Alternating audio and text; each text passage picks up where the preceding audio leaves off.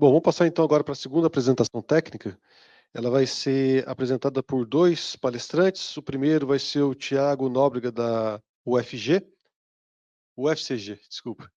E em seguida pelo Daniel Andrade Nunes, aqui do Inatel, né? Então, como o professor Rodrigo já falou, vai ser uma análise econômica, técnica, sobre o uso de Whitespace. Professor Tiago? Obrigado, Luciano. Tá joia. Bom dia, pessoal. Meu nome é Tiago Nóbrega, sou professor de Ciência da Computação na Universidade Federal de Campina Grande, tá?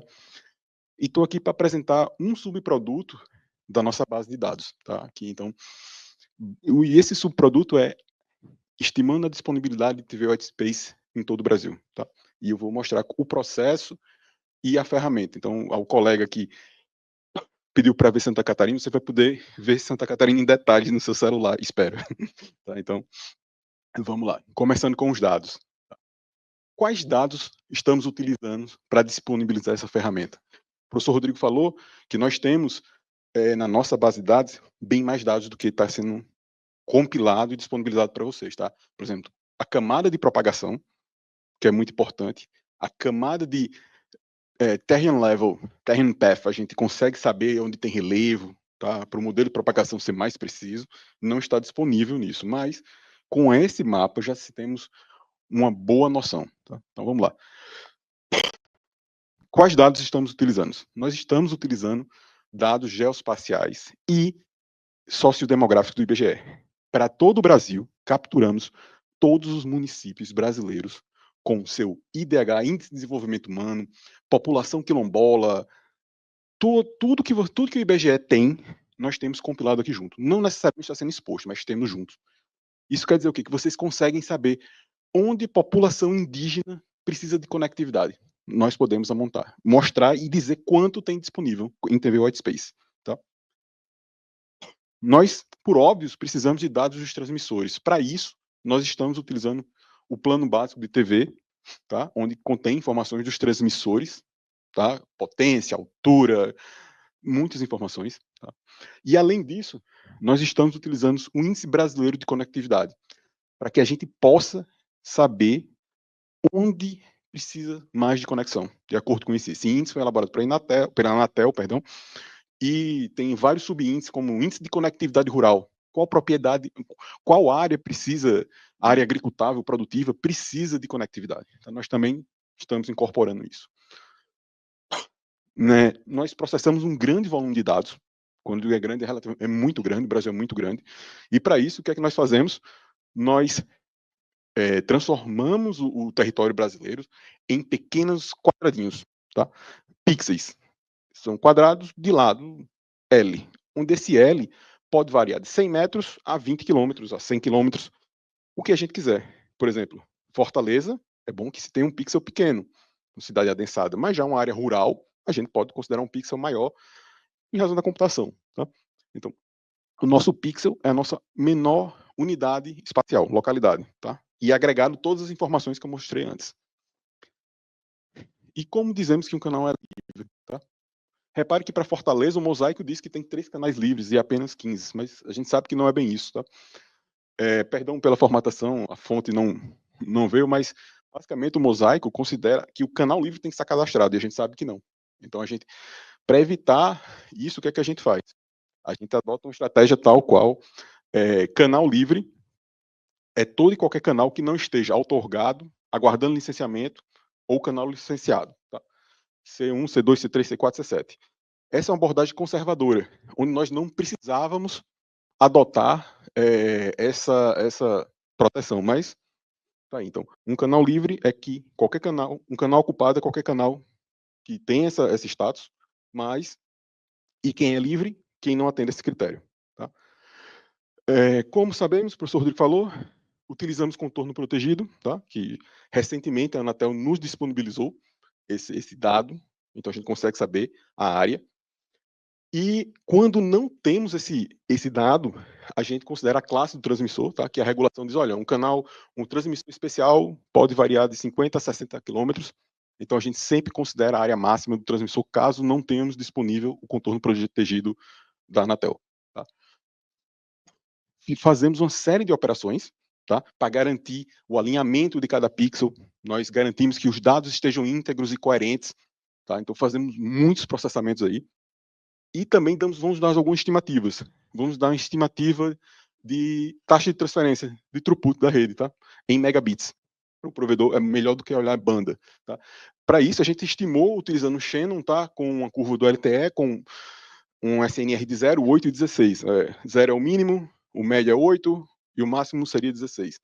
Obviamente que o LTE não é a mais moderna, sabemos que existem taxas de transferência melhor, mas isso é uma estimativa, tá, gente?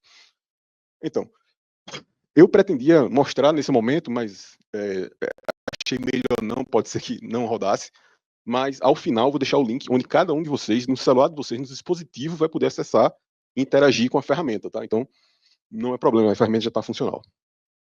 Então, essa é a cara da ferramenta, ela carrega todo o Brasil, ela demora um pouco, mas repare que nós temos do lado direito aqui um mapa, tá? Uns comandos, que eu quero ver a banda, a região. Nós deixamos filtros para vocês para o IDH, Índice de Desenvolvimento Humano, então você quer ver a quantidade de banda em áreas que tem um baixo IDH, que precisam de um fomento, precisam de conectividade. Nós temos pelo IBC, né? Nós temos pela banda, número de banda, e pela cobertura agrícola. Mas vamos mostrar aqui. Então, o professor Rodrigo já mostrou, nós selecionamos a região Nordeste, a gente já começa a perceber que o uso do espectro, aqui a gente tem uma escala de cores, tá? 0, o vermelho é a menor disponibilidade de canais, e a gente vai indo até o azul mais escuro, onde seria o máximo, que seriam 47 canais disponíveis. Tá? Então, a gente já começa a ver que o uso, a disponibilidade de TV White Space é predominantemente no Nordeste, na parte no interior. Tá? A projeção não está muito interessante, mas aqui é um exemplo. Em cada pixel, se você for lá na sua casa, clicar em cima da sua casa, você vai saber. Olha, aqui é uma área em São Paulo, temos 8 canais livres, nós temos uma taxa mínima de 48 megabits estimada, máximo 256 megabits. Isso é São Paulo, uma área com a densidade espectral de uso muito alta. Em interior de Minas aqui, a gente já vê, olha, uma taxa de 1.5 gigabits, tá, disponível nesse pixel aqui. Então, repare que isso é uma disponibilidade bem interessante. Ou seja, nós temos aqui 47 canais disponíveis. Tá? Então, aqui nós já temos todo o Brasil. Repare que os grandes centros têm a menor disponibilidade, enquanto o interior continua. Tá? E no Brasil inteiro, o Mato Grosso está faltando, em razão de um problema que a gente teve na versão, com os dados, o dado não está disponível, foi corrigida, tanto que no gráfico do professor Rodrigo já está o Brasil inteiro, que é um gráfico mais recente, esse aqui é um pouco mais antigo, mas a gente percebe, ó, todo o interior está disponível. Se vocês mexerem no IDH e forem baixando, vocês vão ver que é exatamente essas áreas em brancos aqui. Áreas com baixo IDH, pessoas indígenas, comunidades quilombolas, originários, o agro. Tá? E aqui é um dado muito interessante. O IBC compõe o ICR, que foi proposto pelo pessoal da Universidade Federal de Viçosa, que diz quanto da área agricultável tem cobertura de 3G, 4G, 5G, tem cobertura. Porque as máquinas, alguém já falou aqui que é muito necessário. E repare que grande parte do Brasil, tá, aqui a gente também muito baixo, não tem cobertura. Tá? E quando nós chegamos aqui, e o que é que eu fiz? Eu peguei o slide aqui, eu disse, olha, eu quero uma cobertura agrícola de 60%. Repare, olha, que é toda essa área aqui. Então, nessas áreas, Mato Grosso também, tá? Segue essa linha. A gente tem uma banda disponível para provedores de 1.5 gigabits, que podem utilizar para seus serviços, para comunidades. Então, é uma banda muito importante, é uma oportunidade muito interessante. Certo? E para finalizar, nós temos aqui um estudo estatístico onde 80% do território brasileiro tem mais de 40 canais livres. Tá? Mais ou menos 15% tem entre 30 e 40, permitem bandas boas aqui, e o restante está distribuído. Então, de fato, essa faixa de espectro é uma oportunidade importante, tá, para ser explorada, e os números e os mapas refletem. Aqui está o endereço da ferramenta, vocês podem clicar, vai ter uma aba mapas, vocês vão abrir, paciência, carrega, tá? Tá aqui o site do GTEL, que eu colaboro com o professor Rodrigo no GTEL, e tá aqui meu e-mail, sou professor da UFCG, Tiago Nóbrega, caso alguém tenha alguma questão, pode me enviar e-mail, terei o prazer de respondê-los, tá? Então, as análises, cada um vai poder fazer de acordo com o seu interesse e seu objetivo, tá? Você vai conseguir descobrir áreas agricultáveis que precisam de cobertura, ou áreas, comunidades carentes que precisam, tá? E nós temos bem mais dados para isso. Então, muito obrigado, tá? Obrigado. Vamos passar na sequência já para o professor Daniel. Beleza, obrigado. Bom dia, pessoal. Ok, obrigado. Deixa eu ficar mais perto aqui, que eu preciso dar uma pilotada ali no laptop. Bom dia a todos. Agradecer a vocês a presença. O Luciano já falou sobre alguns aspectos técnicos, né, já foi demonstrada a base de dados, né? E agora eu vou falar um pouquinho mais sobre a parte econômica da coisa, né? Quanto que custa para operar, né? E qual que é o retorno que a gente pode ter, né, com esse tipo de tecnologia, né? Isso, na verdade, que eu vou mostrar aqui para vocês, tá? Isso aqui é um extrato muito pequeno de um relatório que a gente escreveu, né, em conjunto com o NIC-BR, faz parte do projeto, né, com o Milton, com o Gilberto, tá um relatório de aproximadamente 250 páginas, né, onde a gente analisa, né, uma série de aspectos, né, alguns técnicos, né, mas mais de utilização, tá, não tem muita parte técnica, é outro viés, tá? Então, isso que eu vou mostrar para vocês aqui é uma partezinha disso, né, os resultados principais, vamos dizer assim, tá? Bom, a nossa agenda aqui, tá? Eu vou falar um pouquinho sobre verticais, né? Onde que a gente pode aplicar isso, né? Vou falar um pouquinho sobre os fabricantes que a gente teve contato, que a gente pesquisou, né? Depois vou falar sobre o CAPEX, né? O quanto que custa, né? OPEX, quanto que custa de novo, só que para operar, né? E qual que é o retorno que a gente pode ter disso dentro, claro, dos cenários que a gente, né, imaginou, né? Outros planos, outros negócios podem ser desenvolvidos, né, com a base de dados, né, que foi desenvolvida e acabou de ser demonstrado aqui pelo professor Tiago, né, realmente ficou um negócio excelente. Tá? Bom, então vamos lá, sem mais demoras, vamos começar aqui com as verticais.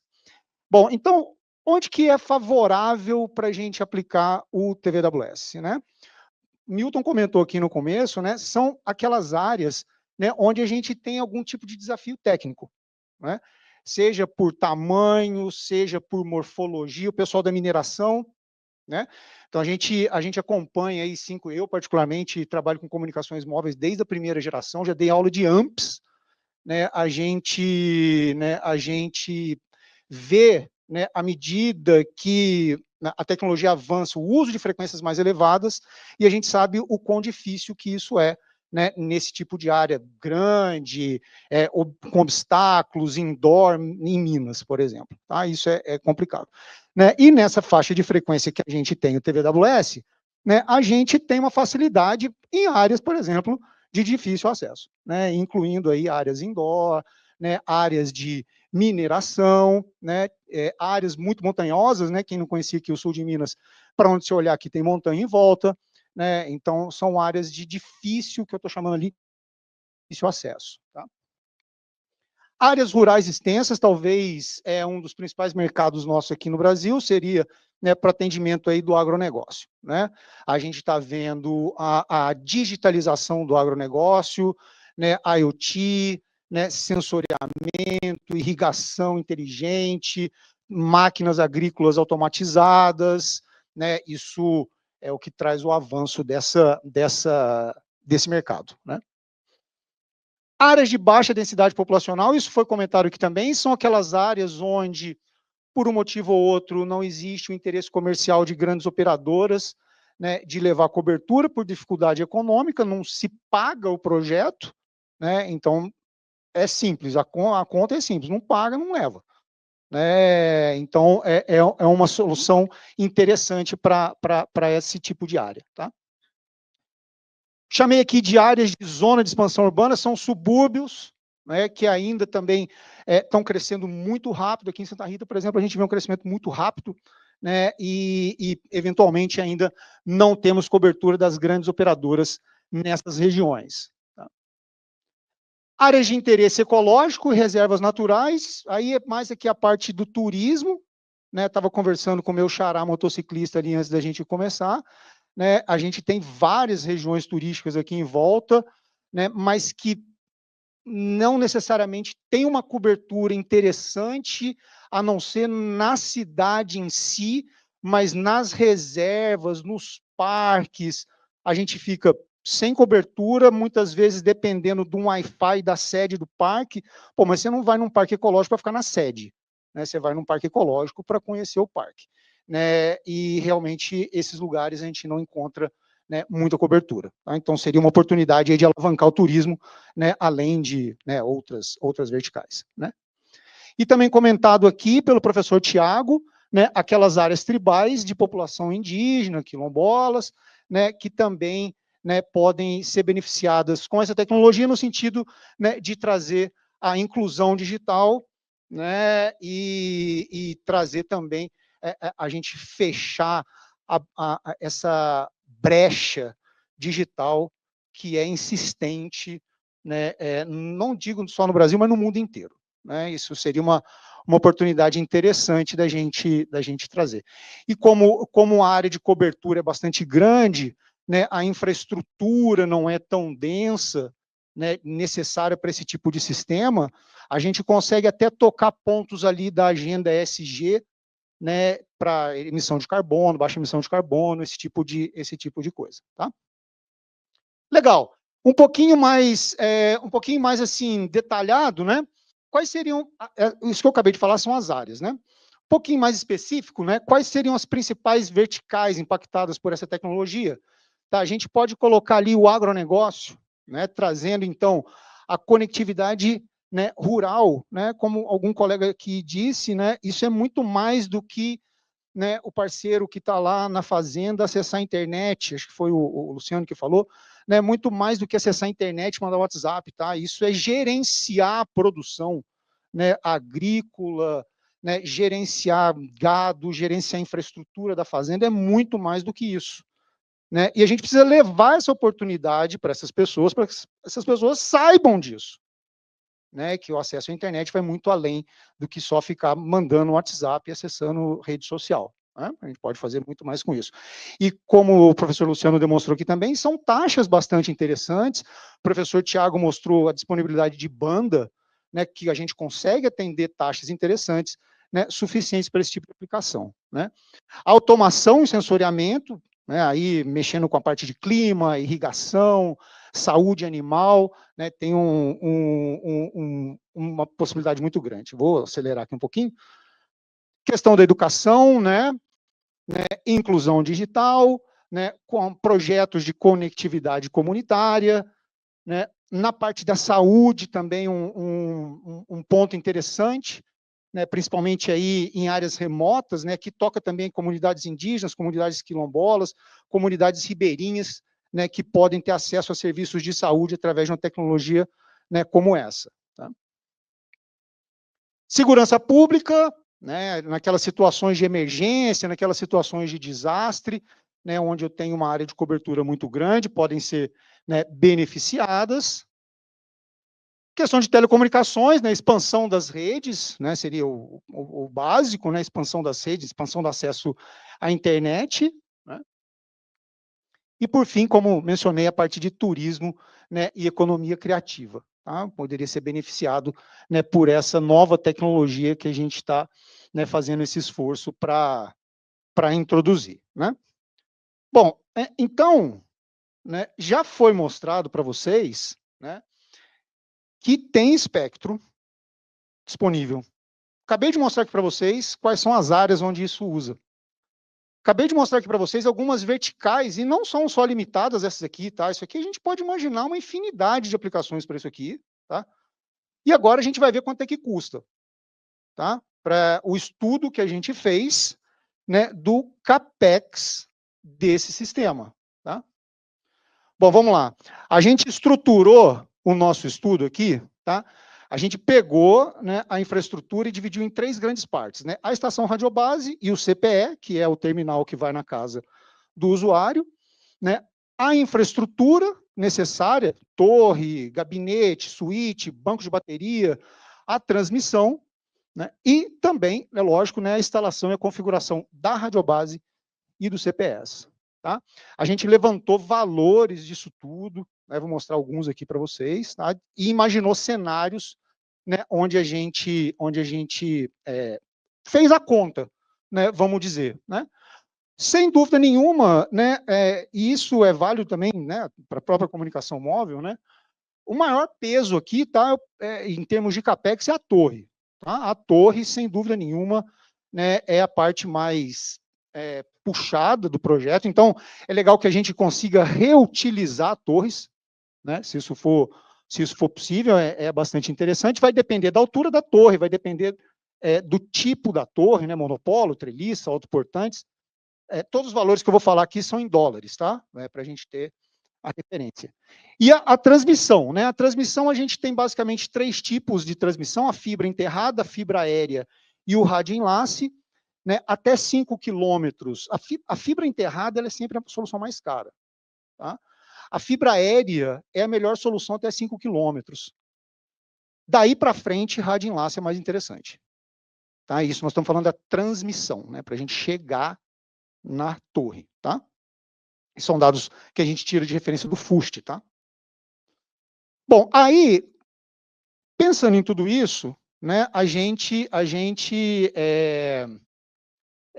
consolidou alguns cenários, né, onde a gente imaginou 3 coisas ali, ó. Número de estações base, tá? No primeiro cenário, eu tenho uma radiobase, né, 120 CPS, a gente usou como referência aqui, né, o fabricante Six Harmonics, né, cuja radiobase suporta 120 clientes, tá? Então a gente colocou, né, no máximo. A gente colocou uma torre monopolo de 50 metros e a gente colocou um rádio enlace de 6 quilômetros. Tá? E o importante ali no cenário 1 é que é uma torre nova, então eu tive que colocar essa nova torre. Tá? No cenário 2, né, a gente tem 2 torres, 2 radiobases, uma nova e uma compartilhada, com alguma móvel ou alguma outra torre. E no cenário 1 e no cenário 3 é uma torre só e reutilizada. Então a gente não teve o custo com a torre. Tá? Quanto que isso custou? Né? Fazendo a conta, tá? Esses são os valores que a gente chega. Tá? Então nós temos ali, né, essa casa de grandeza, né, para os nossos projetos. Né? Ali com 2 torres, o cenário mais caro, né, obviamente, chegaria ali a aproximadamente 396 mil dólares, né, o que também não é algo proibitivo. Né, é um valor bastante interessante. Isso é quanto que custa. E para manter? Né? Bom, para manter, aí a gente tem que falar, né, do OPEX. Como é que a gente estruturou o nosso OPEX? Né? A gente estruturou ele em manutenção, consumo de energia, manutenção da radiobase, né, manutenção do CPE, custo de renovação de equipamento, treinamento contínuo da equipe e custos relacionados ao acesso à base de dados. Tá? Então, nós fizemos um levantamento de base de dados, de custo, de tudo isso baseado em referências que a gente buscou de projetos reais. Tá? Aqui coloquei uma tabelinha com os custos que a gente utilizou, né? Tá? E nós chegamos nesses valores aí. Tá? Então, para o cenário 1 e para o cenário 3, lembrando, né, o cenário 1 é com apenas uma radiobase. Tá? Então, nós temos ali um OPEX de 42 mil dólares, isso é ano. Tá? Né, que ao longo de 5 anos, que foi o que a gente estimou como ciclo de vida, né, desse sistema, desse projeto, vamos dizer, né, a gente chega a um TCO, né, um Total Cost of Ownership, ao longo dos 5 anos, né, na casa daqueles valores ali, novamente, é óbvio que quanto mais radiobase, né, mais custo isso vai ter, né, e é o que a gente espera. Tá? Legal, tá? Já estou fechando, Luciano. Tá? Bom, a última parte aqui, tá, é quanto que a gente pode ter de retorno com isso. Né? Essa talvez tenha sido a análise mais complexa que a gente fez, né, porque, né, a gente é engenheiro, a gente não mexe muito com esse tipo de coisa, mas a gente corre atrás para aprender. Né? né? Hoje a pessoa que fala, isso eu não sei. Cara, falar que hoje você não sabe não é admissível mais com a quantidade de informação que você tem na internet. Tá? Não dá para admitir mais um negócio desse. Tá? Então, se você não sabe, você aprende. Né? Então, né, a gente trabalhou com a parte de depreciação, valor presente líquido, né, retorno do investimento, taxa interna de retorno, amortização do projeto. Nós fizemos todo um estudo em cima daqueles 3 cenários, tá? E as conclusões que a gente chegou são as seguintes, ó. Tá? Primeiro cenário, lembrando, uma radiobase nova, com torre nova, tá? O que nós fizemos nessa primeira análise aqui? A gente calculou o ROI, né, e a TIR, taxa interna de retorno, né, ou seja, a lucratividade ao final do projeto e os ganhos que você tem anualmente, tá? E a gente chegou nesse resultado aqui, né? Então, você pode perceber aqui que para esse cenário, a partir de $90 de mensalidade, tá? Seria o custo da mensalidade, considerando 120 clientes, né? A gente tem lá, então, aqueles valores de ROI e de TIR, 3,7 e 11,3, com a mensalidade de $90. Para o cenário 2, a mesma coisa, né? Aí, para o cenário 2, a gente já tem mais usuários, então esse custo ele é mais diluído, são 2 radiobases, então a gente consegue, né, trazer esse, vamos dizer, break-even aí para $80, tá? Com valores de 5,63 e 1,97 de TIR. E para o cenário 3, que é a radiobase com reutilização, né, de infraestrutura, também ali no $80. Tá? Só que é o seguinte, isso foi o último ponto que o Gilberto levantou, o Gilberto e o Milton levantaram para a gente. A rede não nasce com todos os usuários. A rede não vai largar com 120 usuários. Então, a gente fez a análise inversa. Aqui a gente travou o número de usuários e foi elevando a mensalidade até chegar ao ponto de equilíbrio. Aí a gente fez o contrário. Né? Aí a gente, baseado nesses valores de ROI e TIR, né, a gente, nos mesmos 3 cenários, né, a gente variou a carga da rede, tá? Que é a primeira linha lá, 20, 40, 60, 80 e 100%, né? E fomos calculando valores em dólares também, tá, gente? Faltou o dólar ali. E fomos calculando o valor do dólar, tá? De acordo com valores de ROI e TIR que a gente considerou adequados, praticados aí no mercado, tá? Então, esses são os valores que a gente encontrou, né, para os 3 cenários, né, com essa, né, análise de variabilidade da carga da rede, que é algo mais real. Beleza? Eu pulei aqui a parte de fabricantes, mas a gente fez toda uma análise de fabricantes aqui também, tá? Para dar tempo aqui. Né, vou falar rapidinho aqui. A gente encontrou vários fabricantes, né, desde os mais tradicionais, né, Carlson Wireless, né, Six Harmonics, né, a Bifrost, um fabricante bastante inovador. A Bifrost, por exemplo, eles utilizam rede 4G e 5G, mas operando em espectro TVWS, uma solução bem legal, vem o core, vem tudo integrado, bem legal. Né? E nós classificamos esses fabricantes, criamos um ranking tal de equipamentos, uma coisa bem interessante. Tá? Bom, pessoal, é isso que eu tinha para mostrar para vocês. O tempo aqui é curto, tem muito assunto, mas eu vou ficar por aí o dia inteiro, tá? E aí, quem tiver alguma pergunta, quiser fazer algum comentário, né, alguma coisa mais detalhada, estou à disposição, beleza? Obrigado a todos.